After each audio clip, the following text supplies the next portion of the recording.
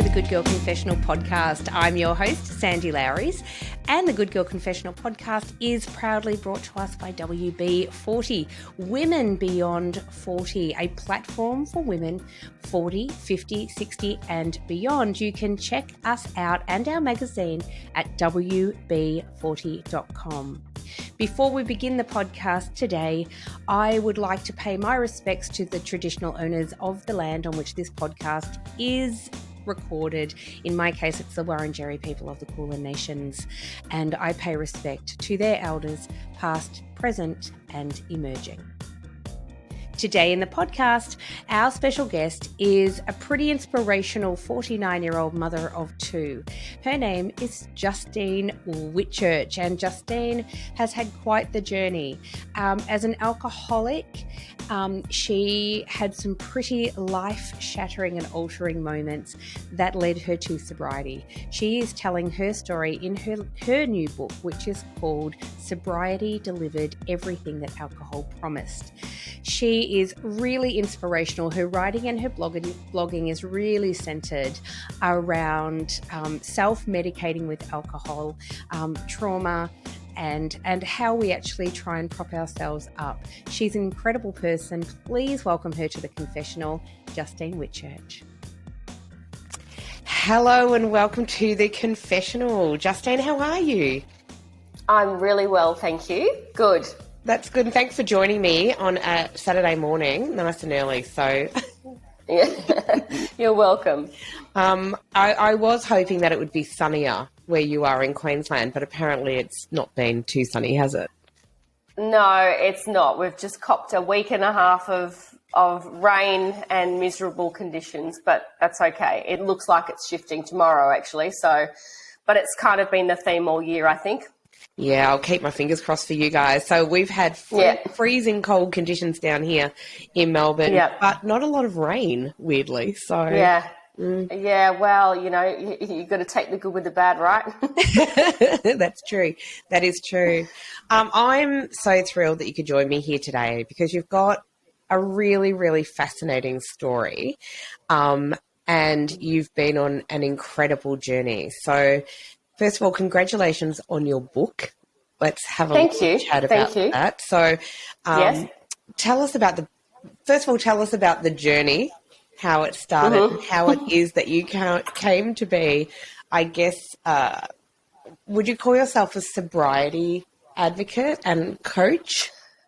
Definitely. I call myself a sobriety speaker because I talk a lot and it's what I talk about. But yeah, I guess I'm not so much a sobriety coach because I always, you know, the disclaimer, I'm not qualified in drug and alcohol counselling, but I'm a lived expert. So I talk a lot about it, and I talk a lot about, you know, what got me from A to B and kind of out the other side. But not necessarily qualified to do the counselling. Interesting.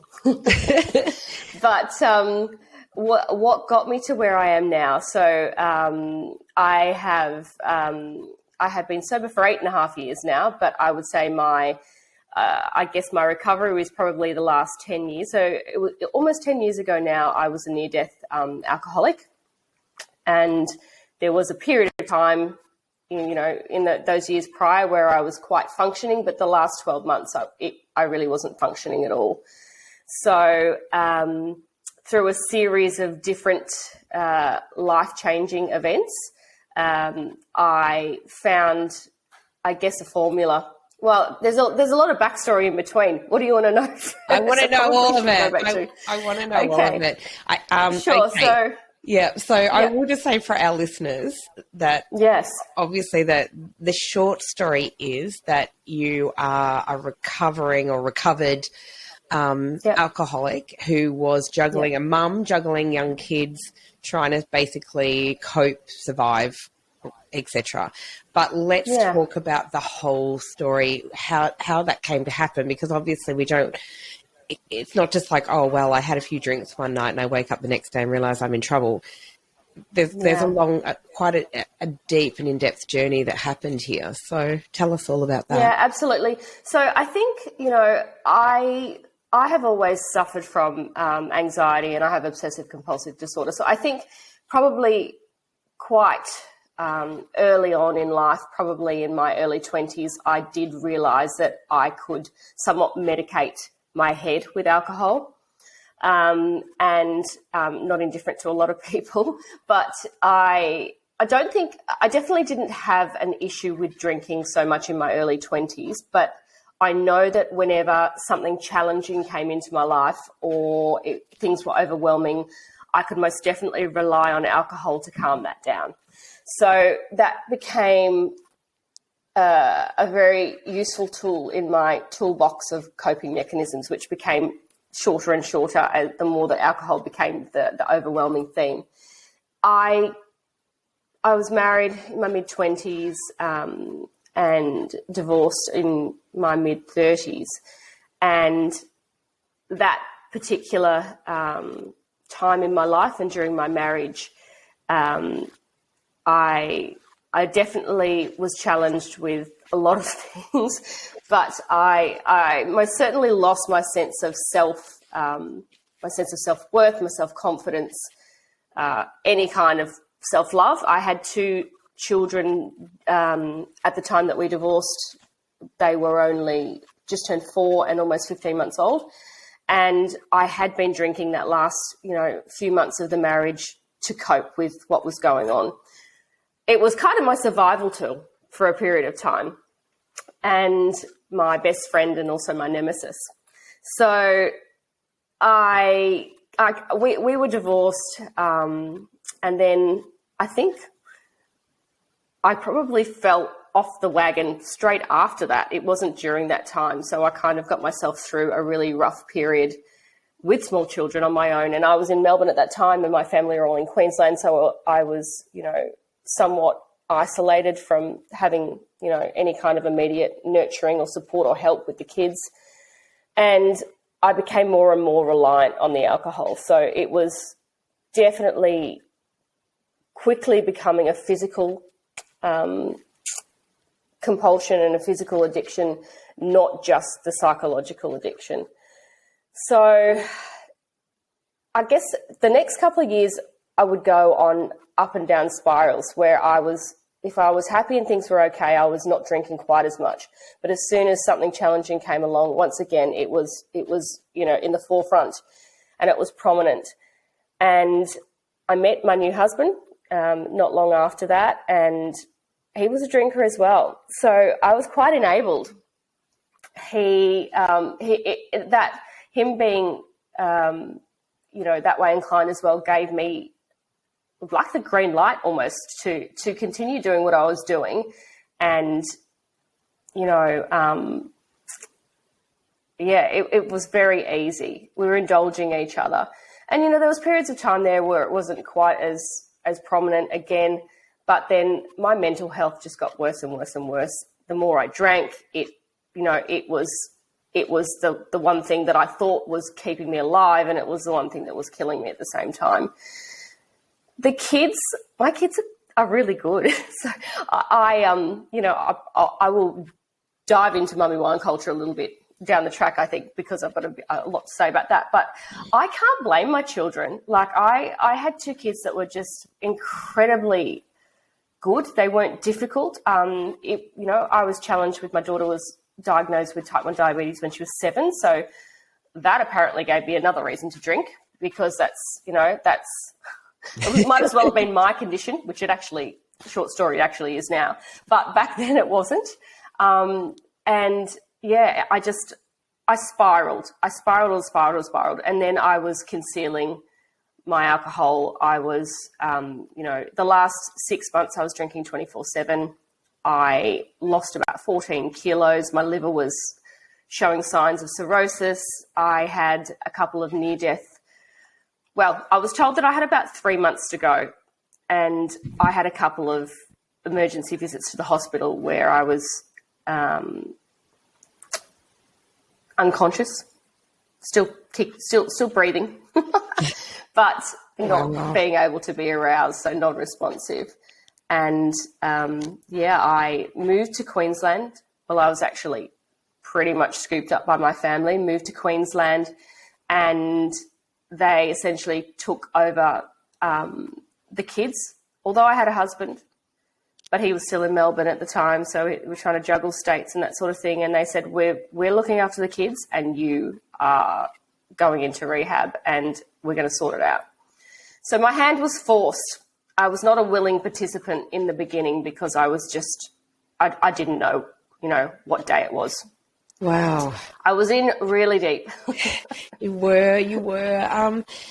So let's talk about when you say you were drinking 24/7, because there will be women who are listening to this podcast who are going to hear this and will be recognising themselves in your story, right? So when you talk about drinking 24/7, walk me through that. So did you...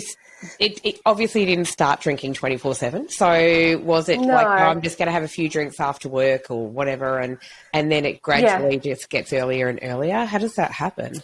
So I think, I would say, 5 or 6 years before I crashed, I was definitely hanging for that first drink after finishing, at the time it was a corporate role. So, in fact, 3 or 4 o'clock, I'm going, oh my God, I cannot wait to go home and just, numb out. So there was the psychological dependency even at that time. And, there was times where I would grab a drink after work before I got home, but it was definitely throw the bag at the front door, straight to the fridge.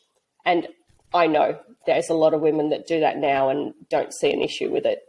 It's the start, though. It's the start. Actually, you're probably already a quarter of the way in. So it was like that. And then opportunities like a weekend where I didn't have to be up early. There might be some daytime drinking in that. As my mental health got worse and it became much more medication and I had bigger drinking times, and then I was getting in deeper and deeper, the drinking that was becoming quite unmanageable would be, let's say I'd had a really bad day the day before and I drank that night. I might get up the next morning and be extremely hungover, the whole detoxing, horrible feeling. And if I didn't have something to do, I would have another drink. And then that started. And, the last 6 months, as I'm mentioning, in fact, I reckon a couple of years before that, if it was a weekend and I had nothing to do, occasionally I would get up and have one then too, and no one would know about it. Wow. If it was a work day, I had my trusty, back then, Xanax, because the doctors were prescribing me Xanax or Valium. I would have a Xanax or a Valium to take the edge off, because every day I was waking up feeling extremely hungover and anxious, and all of those psychological symptoms that I was trying to medicate my way through were on steroids kind of thing. It was that much worse. Hey there. When Sandy's not interviewing kick-ass women, she's hanging out with me at Alex the Seal, a podcast about music and nostalgia. I'm Jo Pybus, and each episode, Sandy and I talk about all the songs that got us hooked up, knocked up, and broken up. Do yourself a favour and search Alex the Seal on your podcast app. Love you, Molly.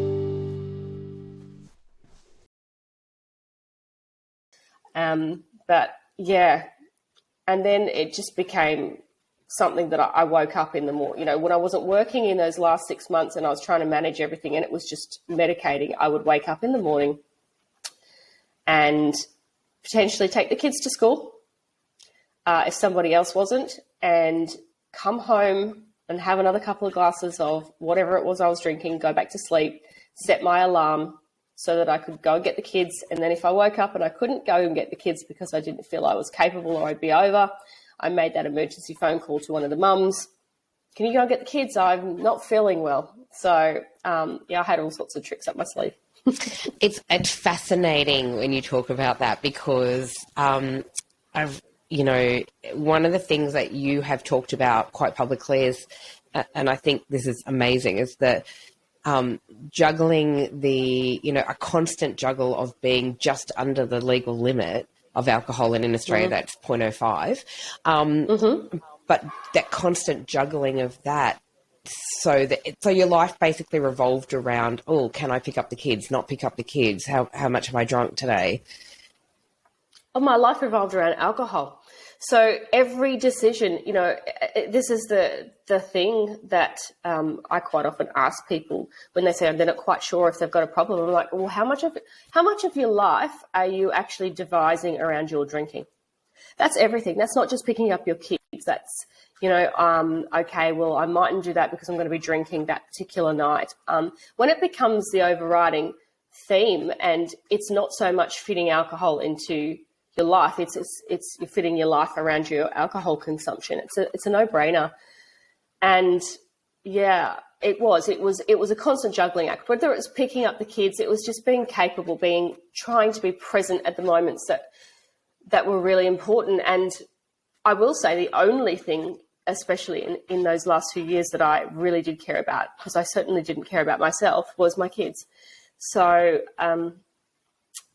every half sober moment was spent making sure that they were looked after. And I was very fortunate to have a husband that took up the slack when I wasn't capable, because a lot of people don't have that.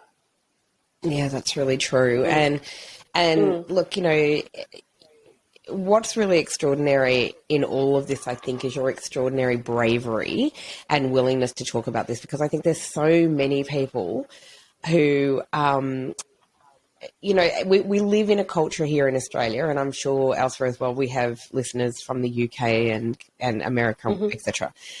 But it's a prominent thing that goes on in Australia and definitely the UK, where drinking is just seen as normal. It's our normality. Yeah. Everywhere you go is wine time, rosé all day, crack open a bottle of wine, mummy's little helper, whatever you want to call it. Talk me through that. And because I know that in speaking about your journey, you do talk a lot about this mum wine culture. Tell us about that. Yeah, I use this term a lot, but in Australia, and you're right, in the UK and probably throughout the world in different parts, alcohol has become not just accepted, it's become expected. And when we talk about that, just how ingrained it is in everything we do in our culture, from you break up with your boyfriend, come over, have a glass of wine, bonding, the beers, bonding with the boys. This is women and men. It is just an absolute expectation. And it's not just socially. It's, it's quite... For a woman to come home from work and be stressed out and crack a bottle of wine, nobody thinks twice about that. It is medicating. It is medicating. It's not social drinking. And I guess where I feel like I have a somewhat obligation, because I am quite outspoken about this, and I have chosen to be very upfront and authentic about my journey, is that this kind of expectation in society has made it extremely difficult for those that are struggling, at any kind of level, to make the choice to give up. And that's not fair, because there are a lot of people that know that what they're doing is not conducive to anything in their life. It doesn't make it better. It makes it worse.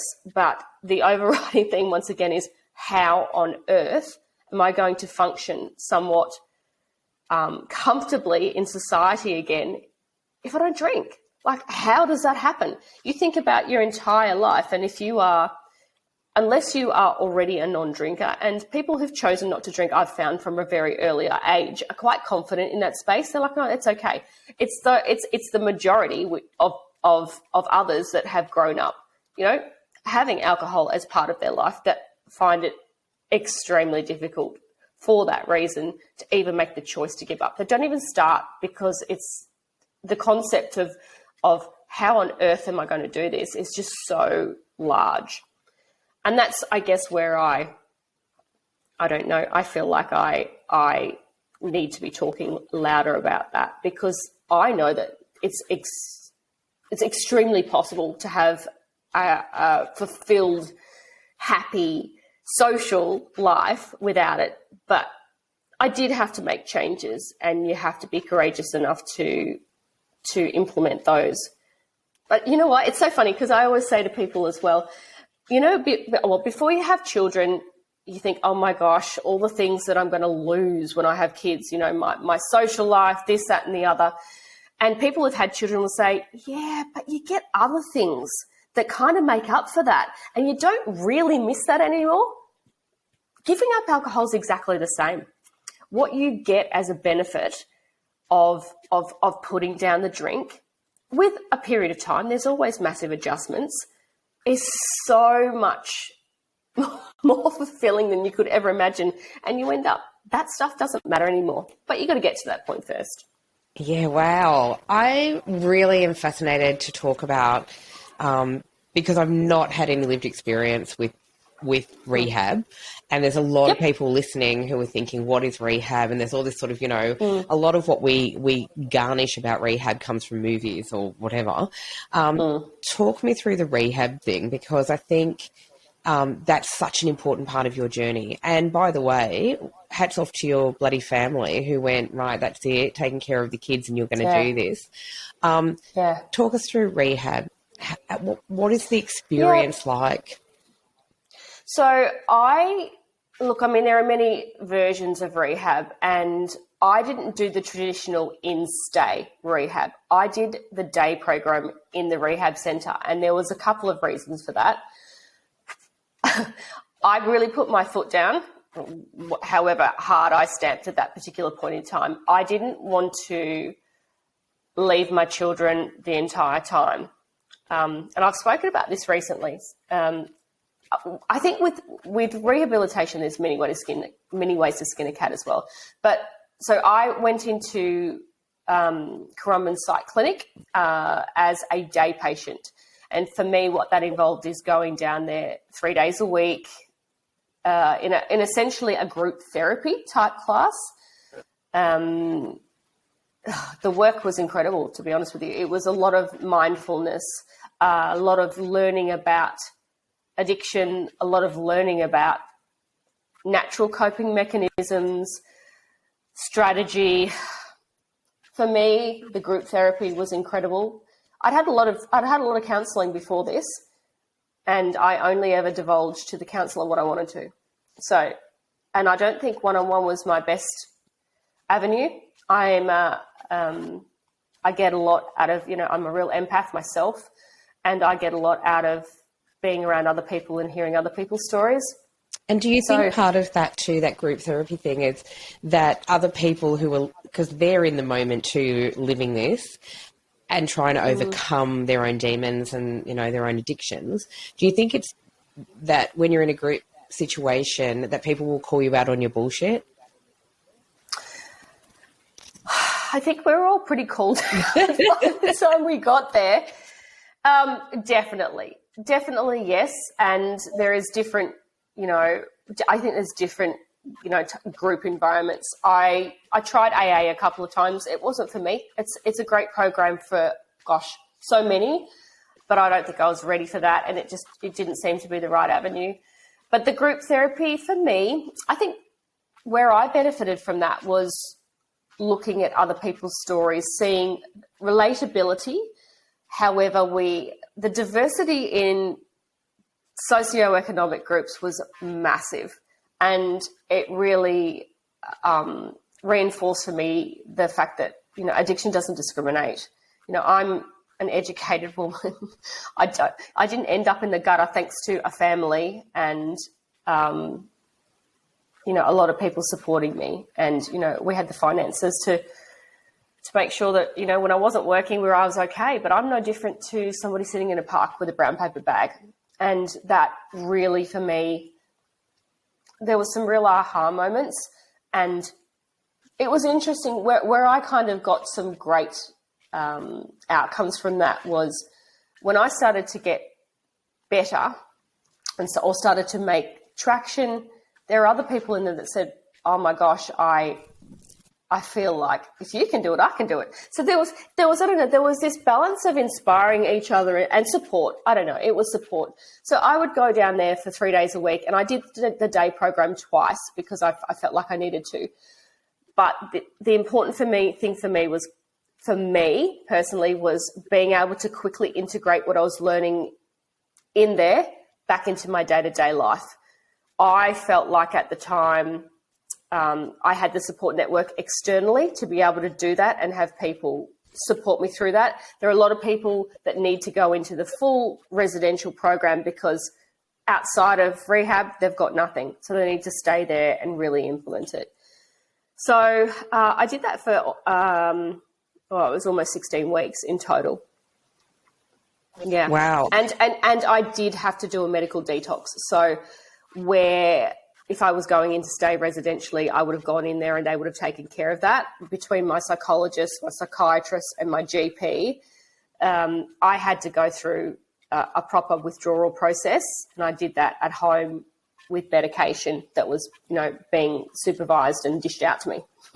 Wow. Christ. Which was fun. No, I'm sure it was not bloody fun. No, it was not. It was far from that. Wow. It's really fascinating because I've talked to, I had an amazing guest on here at one point. She talks about grey area drinking. Oh, yeah. Rust bash, right? So, but she talked about she's really like a grey area drinking coach, and she's been trained in that.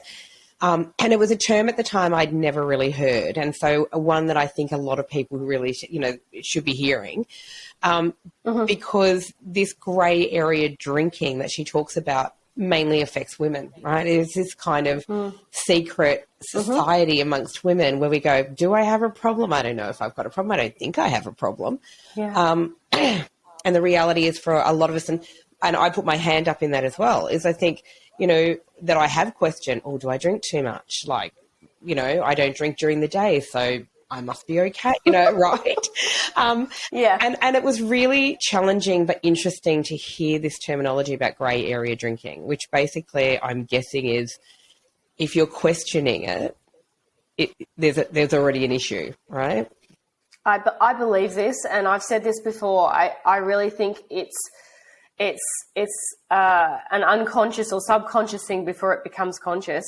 So I think if you are questioning it, you already know that you have an issue with it, because we don't question ourselves until something becomes a little bit loud, right?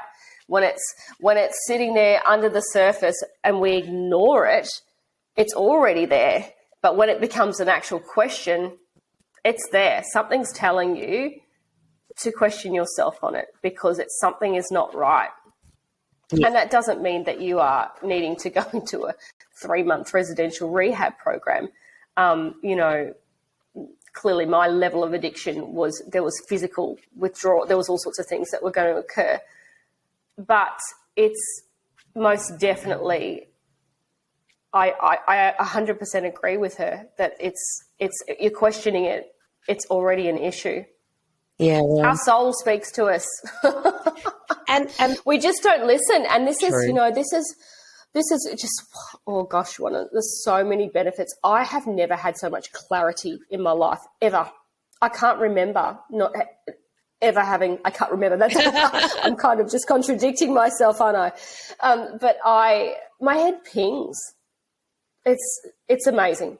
It really is amazing, and I'm so much more in tune with my mental health because I still have obsessive compulsive disorder. That didn't go away from stopping the drinking, and I still have anxiety.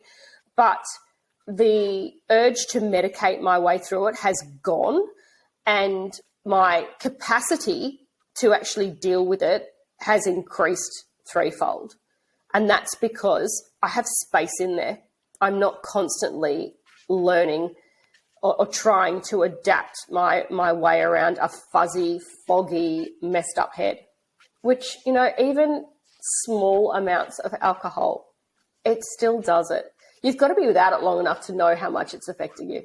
And this is really fascinating too. So how long, you go through rehab, which was gutsy and life-changing, right? How long do you think until you finally was, I don't know, I'm sure there's not just one single moment, but, how long until you went, wow, you know what? I'm actually not thinking about alcohol. Alcohol is not, and it seems counterintuitive, I know, because you're speaking about it to educate and help other people. But at what point was there this moment where you thought, hang on, I'm not actually thinking about alcohol when I wake up. I'm not thinking about alcohol over lunch. I can go out for dinner and I'm okay. Yeah. Well, it's interesting because after that rehab period, I came out of that to be very honest with you, not thinking that I was going to give up alcohol altogether.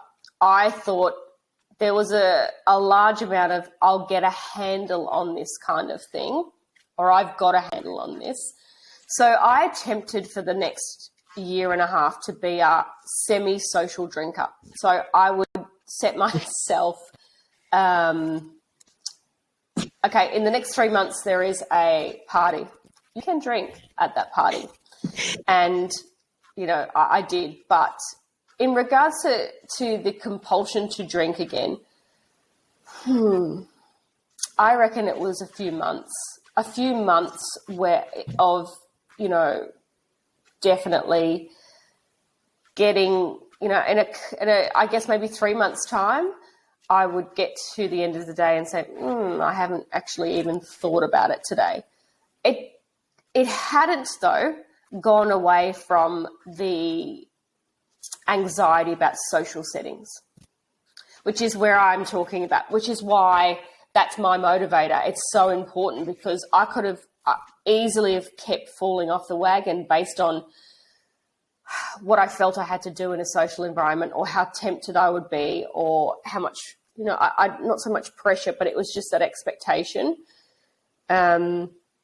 So, yeah, from a physical dependency, that was definitely probably within a month based on having medication and that sort of thing. But I had to rewire my brain. My brain had told me for so long that this is what you do when you don't feel good. And then after that, it actually dissipated. It was, this is what you do because that's just what you do.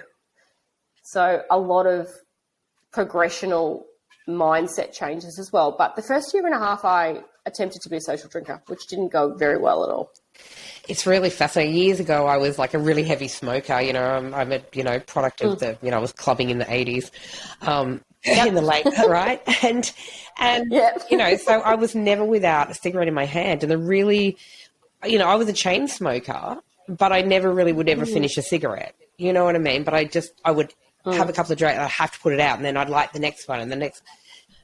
Just a weird kind of thing. So when I gave it up, I remember I tried so many times to give up, and my friends were like, there's no way, she's never giving up. And I finally gave up, I just gave up. And I do remember my friends saying, oh my God, if you can give up, anyone could give up. There is this kind of, do you think that some people are predisposed, we almost have an addictive nature? And whether that's around food, cigarettes, drugs, alcohol, whatever it may be, adrenaline, I've known a lot of adrenaline junkies in my life, right? Yeah, definitely. Combination of cultural exposure, learned behaviour, and for me, 100% genetic links. My dad has been sober for almost 35 years. There is alcoholism throughout my family, and there are scientifically, we know there's a gene. And I'm not a scientist, so I don't profess to know exactly how that works and what it looks like. But there was definitely a predisposition. And then all of those other factors come into play, learned behaviour and, cultural exposure and cultural expectations, social expectations. But, the odd one slips through the cracks. I was talking, I'm friends with a guy here on the Gold Coast that's been sober a few years, and his family, no one drank in his family. It was mum and dad that, had a glass of champagne at a party. Siblings don't drink excessively, just normally. yet his was, he was a chronic alcoholic. So it's hard to say. It's a number of factors. I definitely think that we medicate our mental health. So, and because it's not seen as prescription medication, we're not popping a Valium every time that we are feeling anxious, but we're having a glass of wine. We've just created a monster. And it's considered so normal. That's the thing. I think so normal. So normal, and we don't think about it. So recently, I was very lucky, and I met the lovely Chrissy Swan, and she was talking about, she's publicly talked about this so often, that just gave up alcohol. I used to say like she just decided like this is not doing my world. This is not good for me. It's not doing great things for me, and just gave up drinking and started walking and said, like, just the clarity that you talk about is one of the things that she talks about publicly, which is brilliant. But I think that the more voices that join that chorus, then it becomes eventually the choice to not drink becomes normal. And it seems so obscure that we're even saying that, but we do live in a society. I mean, I can remember, I started drinking probably at 14, with friends at a party or whatever. And we were all like, and it was just, everybody did it. Having this conversation with my children when they were teenagers and going, oh, everybody else is drinking, Mum, why can't I drink? It's just so built into the DNA of who we are as a culture. Yeah, it is. And look, I have, my children, my daughter's 20 and my son's 17. So I have gone through all of that myself. And that's a very interesting thing, because one of the other things that I'm super proud of is that I've broken that cycle in this house of that a parent comes home and it's normal to drink. Albeit my kids were still around, but when I went into rehab, my daughter was 10 and my son was almost 7. So for a long period of both of their lives now, they've known me to be a non-drinker, and it to be my husband had a 360 life change when I did as well. So from the time of the conception of my recovery, we made a point, and he made a pact that we don't drink at home unless people are over for an event. He hasn't, in the 8.5 or 10 years that I've been in recovery, 8.5 years that I've been sober, he's never come home from work, had a drink and sat down. Right. So we've changed that whole perception for the kids. And so we also have very open communication. When they were old enough to really know what had happened with me, we had a lot of communication about it. I'm going to say that I was really lucky that a lot of what was going on in the dark depths of the last part of my addiction was somewhat concealed from them, thanks to my family. It didn't go over their heads, but Mum was sleeping a lot. They were so protected, it was not funny. But my daughter, most definitely, she was very scared. I had to build a lot of trust back with her. But I think we've discussed this. I had an issue to begin with. I'm like, oh, God, are they going to bring alcohol home? I've got to make sure I'm still comfortable in my own environment and things like that. And they both are super educated in knowing that what is medicating with alcohol and what's being social. So they've had the conversation with me a trillion times, and they understand their own mental health, and we continue to talk about that. They are social. They have, both have the occasional drink, and I don't have any kind of expectation that, they could one day have an issue as well, but they also know that they can survive out there in the world without alcohol because they've watched me do it. Yeah. And they feel a lot better when they don't do it. So it's interesting, isn't it? So I've got 3 children, but I've got my daughter who's sort of in the middle. I've got 2 sons and a daughter in the middle. She doesn't drink alcohol. Like at sort of 17, 18, she was, oh, you'll have a glass of wine and whatever. And she never really liked the way that it felt. She's a person who really doesn't like to not be in control. Oh gosh, I love that. I love her already. Right? And she just really kind of knew that it wasn't for her. And from that sort of early age, she just went, I'm not into it. She doesn't drink, but everywhere we go, because, obviously, she wants to be involved. So, she orders mocktails and, whatever. We went through this stage where I did Dry July last year, and I said, oh, we'll just order all that. This is how ridiculous this is. I went, I'll just order all these non-alcoholic wines and we'll give them a go. Non-alcoholic, gin and whatever. We'll give everything a go, and we'll make mocktails at home. For me, honestly, a lot of them were I was like, this is terrible. I don't even know I'd rather not drink than drink some of those things. That were just full of sugar and really not okay. Yeah. But alcohol then, same, full of sugar and not okay. Yeah. Right?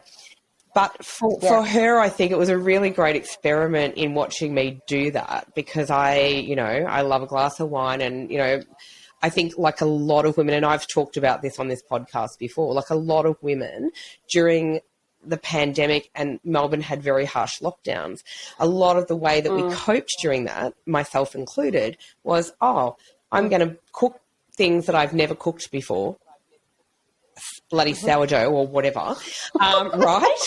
I mean, I was making... Everyone became a French baker. Everyone. And I was like, wow, I'm making pan-fried dumplings and, whatever. But I was also making a lot of cocktails, and I realised in that time, and I gained a lot of weight over that pandemic phase and whatever, and it was because I was eating and drinking, and again, as you say, all of those things were medicating this kind of trauma that the pain that the world was experiencing, of being isolated, of not seeing our friends, family, whatever it may be, and being really scared of, oh my God, what's going to happen if I get it, all of that stuff. Yeah, I think it's such a fascinating thing when I think about my daughter who doesn't drink and doesn't, you know what I mean? Her way of dealing with that situation and trauma was she took up Lego, and she took up, because she, to deal with her anxiety, she took up Lego. She started knitting. She did all these, and I was like, wow, it's kind of such a healthier, it is a much healthier way to deal with your anxiety in your life and what's going on in the world, right? And I thought, wow, I remember thinking about how did I raise that child who's so different from me? Because I can be quite hedonistic and I'll just go, I'll numb everything with whatever. Yeah. Yeah. Well, who knows? She sounds like, can we bottle her from the start and, and take a bit of her DNA? Some people have, I guess, just a strength of mind where they know from early on what's going to make them feel better and what's going to make them feel worse. Maybe she's not a shortcut person either. Maybe she realizes that sometimes the effort and the harder things are the way to go. It sounds like it's just been her way. But I do know it's interesting that one of my kids said the other day, they're going to a party, and they're going out with some friends. And I said, are you drinking tonight? And they said, no, I'm feeling anxious. I'm not going to drink. Wow. And I thought, yeah, okay, this is good, because I think I've rammed this down their throats. When you feel like alcohol the most for those reasons, that's the time when you should least be doing it, because that's when you're verging on the medicating. And also they know that if they drink at that you're always going to feel more anxious the next day. Always going to feel more anxious. That's going to exacerbate anything that you're already feeling. It will temporarily take away the pain, but it will make it, a lot worse the next day. So I think that was a bit of a proud moment. But I don't know. I think there are some people that they know the way and they know their own heads. We're so looking for shortcuts. Yeah. Everything's a shortcut. We're such instant gratification, instant, satisfaction. Take away the pain. We don't want to do the hard stuff. And I totally get that. And, things like the pandemic got the stats in terms of alcohol consumption were just incredible. But you had women that might have drunk on only weekends that started drinking during the week, men included. But I have to say the women's stats are out of the water. They're actually out of because they were traditionally the ones. Yeah, and they were the ones that were potentially doing the homeschooling and everything else, and and the day slack in those areas. The day drinking though, which became like, as you say, before the pandemic, women come home, you head to the fridge straight. Oh, it's 5 o'clock. For a lot of people, men as well, but the stats on women, as you say, are quite remarkable. That the day drinking, and so I look and I judge not. I don't judge anybody for how people cope in the way they cope. And neither do I. No, I know you don't. And I didn't. Yeah. I didn't day drink. But having said that, that's perfectly natural and normal in our society as well. We are a society built on bottomless brunches, rosé festivals, whatever it may be. I have a gin bar in my house, for God's sake, and it's this kind of novel. People go, oh, I love the gin bar. It's like just it's a nice gin bar for sure, but it's kind of just so normalized in our culture. And during COVID, it just became this thing. Like, I don't think I've ever seen so many videos before or after of people making cocktails and drinking cocktails and or whatever, talking about alcohol, because it kind of filled our days and our lives. Well, do you know what? There's a really basic when the pandemic started and they started, the government decided on what would still stay open. Yeah. This fascinates me and it doesn't surprise me, but bottle shops were an essential service. Correct. Does that not tell you something? So our connection to it being an every single day part of our life that we cannot go without, because that's what an essential service is something that you cannot survive or live without or function without. That's right. I don't even have words for that. It was hospitals. And I don't think that should have been shut down. Pardon? It was hospitals, doctors, supermarkets and bottle shops.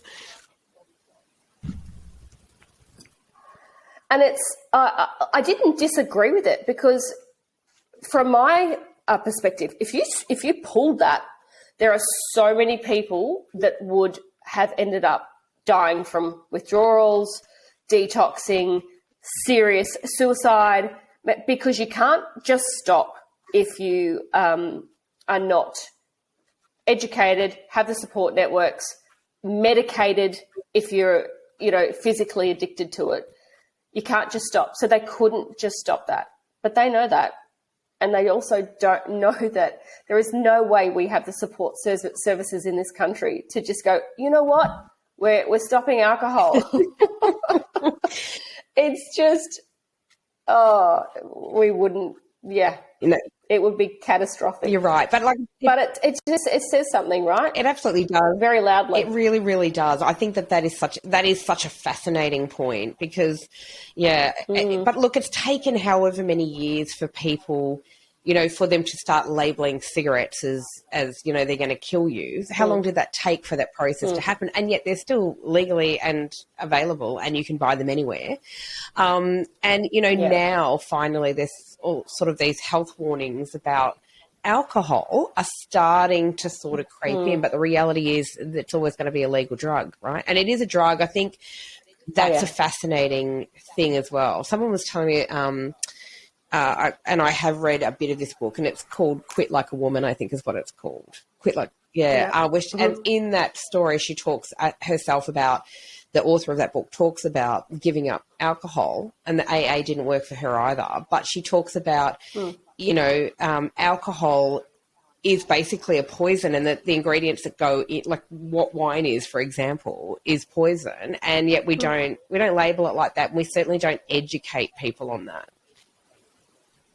No, well, we don't. And, while it is a legal substance, we're never going to have I don't think there will be quite the propaganda about it that probably should go with it. But it is a drug, and you only have to Google alcohol and how it impacts us physiologically to know that it's also an addictive drug. So it's not just like Panadol, which is not addictive, and it's a drug that takes away your pain. This makes us physically dependent on it. So we've kind of just let that go by the wayside and pretended that doesn't happen. But there's a very large percentage of our population that without alcohol, they don't function. It's a physical dependency. It's also $1 billion industry, so let's be very clear about that. I was leaving that to you to bring up. While it's got the gold bullion around it, it's most definitely not going to be challenged like we want. But how I see that balancing itself out slowly is that we are also becoming a lot more health conscious in this country, and a gym wasn't an essential service during the lockdown, but we have an uprising and a movement around health that I'm hoping also just makes it that little bit easier for those to make their way over to that side by almost disguise, but I just want to feel healthier and be fitter and lose a bit of weight, when really it's all about in here, and it makes it easier. Yeah. It makes it easier to disguise yourself in that I'm wanting to lose 10 kilos, so I'm not drinking for a month. And it's like we definitely in this society, it's almost like we really do need an excuse. Like we look for excuses so that we feel like we're still fitting into society and its norm. Recently, Kate Murphy, I don't know if you know Kate. Kate Murphy is quite a well-known blogger, Woog's World, who recently was on a podcast talking about her battle with perimenopause, and depression and anxiety, and that led her into sort of this dependency on alcohol. And it was really, was quite an extraordinarily emotional interview that she gave, which was great in that the courage to share that story, I'm sure, like yourself, in sharing your story, speaks volumes to people who are actually living it. Yeah, for sure. And on the perimenopause thing, so I'm 49 and I am well and truly in the depths of that myself. And I've noticed just through, clearly with hormones not deciding what they can do from one minute to the next, my mental health has been quite challenged for the last couple of years, on and off. But I'm not using alcohol to fix that. I now have other tools that I use. So I can see how during that time, when your mental health is not great, you've got to look for fixes. You just need to be looking for the right ones that are giving you back your power, not taking it. Yeah, that's true. That's wise words for sure. Because I think that's, as you say. I kind of lucky I got sober before I went into menopause. Oh, hell yeah, because I tell you, it's been a bit of a journey. So I'm in my 50s and, it's a hell of a journey, the whole perimenopause. And here's the thing, I think people think about menopause, but no one tells you about perimenopause and that it can last for like 11 to 15 years or something crazy. I know my husband said to me, I told him how long that you can have perimenopause. He's like, You what now? Are you kidding? He's already said, I can't take it that long. Right? I won't be here in that right? time. Oh, look, anyway, that's a whole other, we could talk about perimenopause for about it's another 500 hours. But I want to talk to you. Congratulations, by the way, on your book. I did mention that before, but I really want to chat with you about that. So the book, of course, is called Sobriety Delivered Everything Alcohol Promised. The personal story of a near-death alcoholic mum whose recovery inspired thousands to reach a happier and healthier life. Tell me about that journey to write the book, because I'm sure in its own way, writing a book is big, and telling your personal story, was it confronting? Very much so. So I had, prior to writing the book, I'd been writing a lot and blogging a lot and being quite authentic. And there was a lot of noise from people saying, you should write a book, you should write a book. And I kind of knew that's what I wanted to do, but I wasn't sure that I was ready. I had to be brave enough to get myself to, because with my blogging, I can relive things in short little bursts, right? But a book's a little bit different. And I wanted to be as real and as honest in the full account as possible. So I started writing it probably in 2019. And I had a really bad year psychologically that year. We had a lot of personal things happen and my mental health was really quite poor. And my psychologist said, put it down. You're not supposed to be writing it right now. So I put it down for probably 6 months. And then when I felt like I had the strength and the capacity to do it again, I picked it up.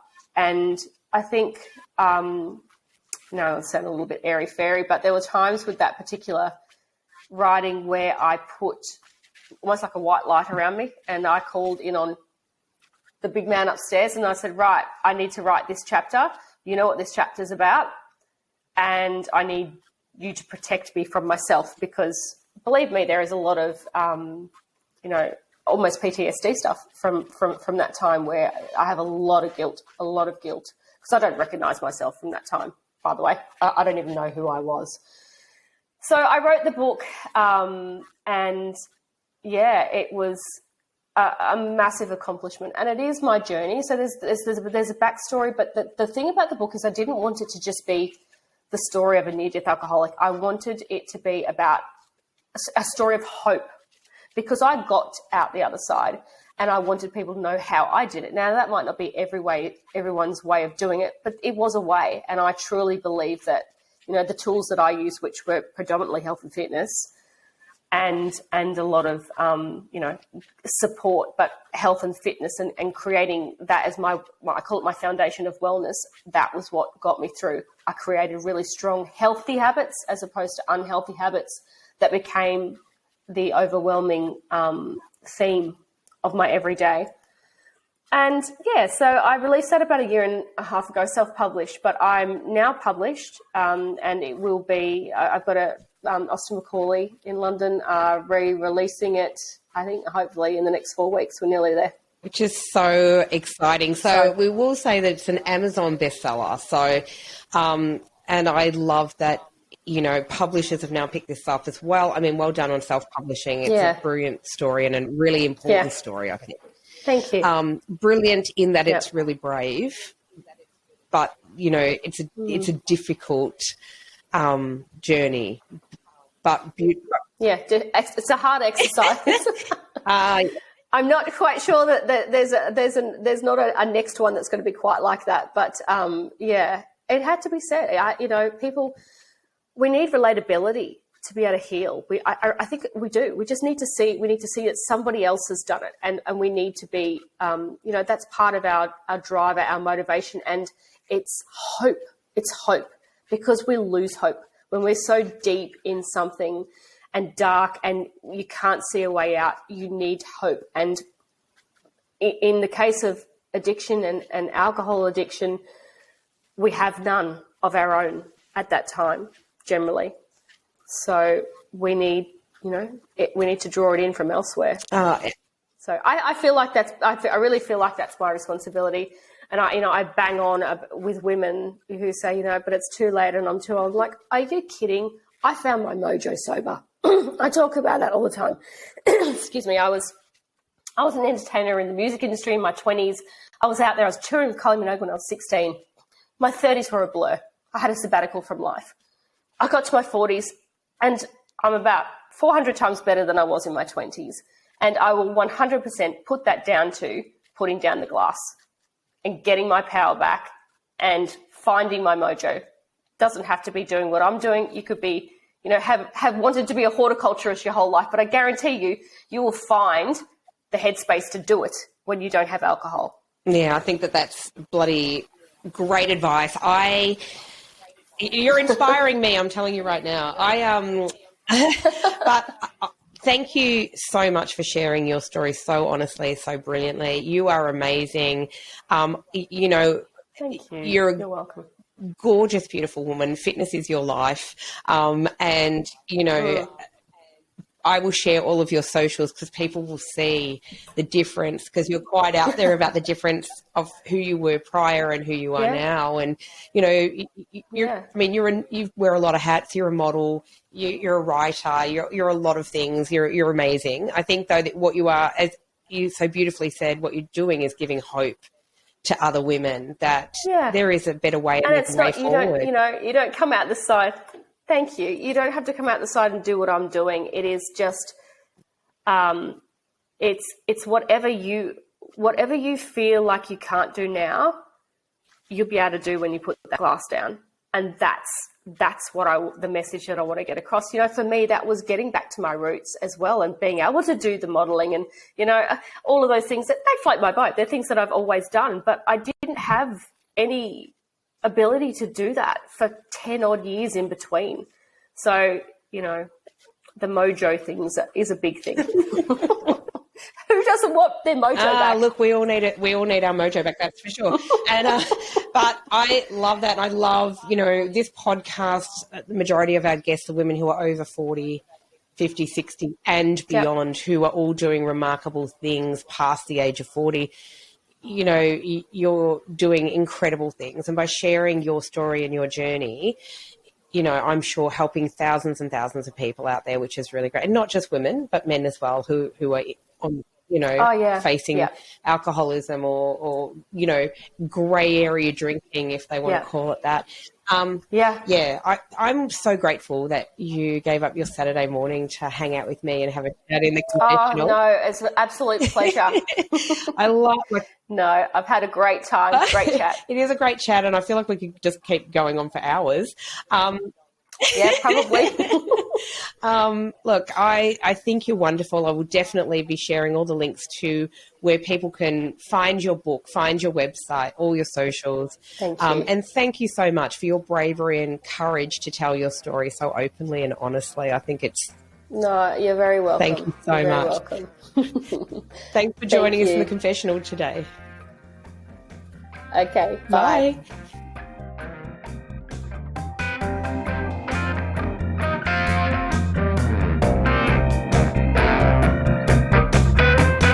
Thanks for listening to the Good Girl Confessional podcast. The Good Girl Confessional podcast is brought to you by WB40, Women Beyond 40 magazine.